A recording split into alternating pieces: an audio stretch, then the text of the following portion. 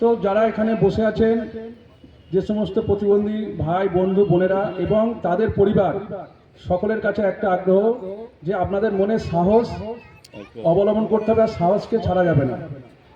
অর্থাৎ আমাদের সংস্কৃতিতে একটা সুভাষিতম আছে, উদ্যমম সাহসম ধৈর্যম বুদ্ধি শক্তি ও পরাক্রম স্বরেতে যত্ত বর্তন্তে তত্ত্ব দেব সয়াকৃতে। অর্থাৎ উদ্যম, সাহস, ধৈর্য, বুদ্ধি, শক্তি ও পরাক্রম, এই 6টা গুণ যদি কোনো মানুষের মধ্যে আসে তাহলে ভগবান সেখানেই সাহায্য করবে। সেই জন্য আমার যারা এখানে বিশেষ চাহিদা সম্পন্ন ব্যক্তি বা ভাই বোন আছেন, তাদের কাছে বিশেষ অনুরোধ, আপনারা কখনো ধৈর্য সাহস হারাবেন না, যাতে আপনারা এটা যাতে না ভাবেন যে সমাজ থেকে আপনারা আলাদা আছে। সেই জন্য এই 6টি গুণ আপনাদের মনের মধ্যে তৈরি করুন, দেখবেন ভগবান আপনাদেরকে নিশ্চিত সাহায্য করবে।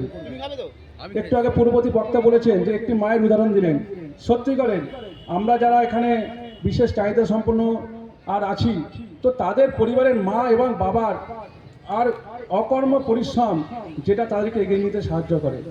কিন্তু আমাদের সমাজের এটাও পরিবর্তন করতে হবে যে আমার সন্তান প্রতিবন্ধী হিসাবে জন্মগ্রহণ করেছে বলে বাবা তাকে ছেড়ে চলে যেতে হবে, এই দুর্ভাগ্য যাতে আমাদের সমাজে না আসে সেটা আমাদেরকে আর দেখতে হবে।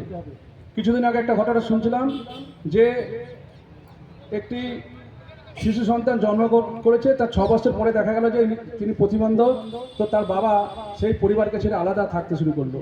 তো এটা আমাদের সমাজের কলঙ্ক, এটা আমাদেরকে করতে হবে। সেই জন্য 3টে বিষয়কে উপর জোর দিতে হবে। এক হচ্ছে যিনি বিশেষ চাহিদা সম্পন্ন ব্যক্তি, ওনার পরিবার এবং সমাজ, এই 3টের যদি সহমতে আমরা ওদেরকে এগিয়ে নিয়ে যেতে পারি তাহলে আমাদের এই এত কিছু কার্যক্রম, এত কিছু অনুষ্ঠান যে করার লক্ষ্য সেটা সাকসেসফুল হবে।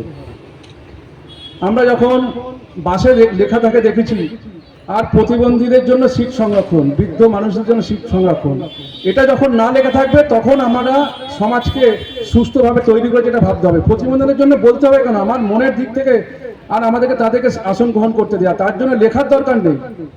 একটা বয়স্ক বৃদ্ধ দাঁড়িয়ে আছে, আমি আর 18-20 বছর 25 বছরের যুবক বসে আছি, ওনাকে সিট ছাড়ার জন্য আমাকে লেখাটা দেখাতে হবে। এটা যখন সমাজ থেকে দূর হবে তখন আমাদের এই সমাজ সঠিকভাবে হয়েছে এটা জানাবে। সেই জন্য আমাদেরকে এগিয়ে আসতে হবে। অনেক সময় এক দাদা বললেন একটু আগে যে অনুষ্ঠান বাড়িতে আমার সন্তানকে নিয়ে যেতে আমাদের হীনমান্যতা বোধ হয়, এটা কেন থাকবে? তো ওই শিশুদেরকেও স্বপ্ন দেখার সুযোগ দিতে হবে, তারা স্বপ্ন দেখবে এবং স্বপ্ন দেখার কারিগর তারা আছে, কিন্তু সেটাকে সফলতা করবে আমি আপনি ওনাদের